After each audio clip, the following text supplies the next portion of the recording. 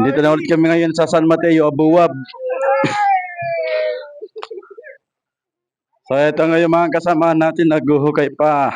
Tapos magtatayo ng poste dito. So punta natin sila. Ganito kami rito sa PRA.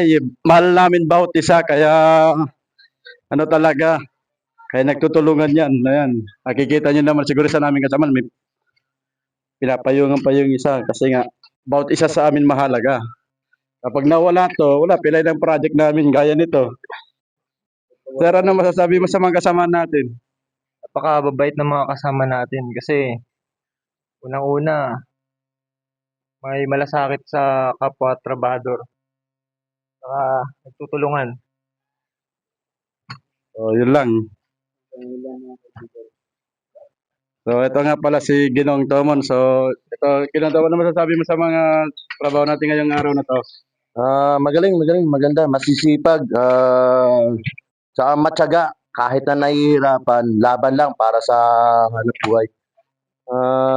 Siyempre, ganun naman tayo eh. Hindi naman lahat ng trabaho madadali. Kailangan din natin maghirap. Pero mas may hirap, mas maganda. Tingnan mo, kahit mainit, hindi inaalintala yung init.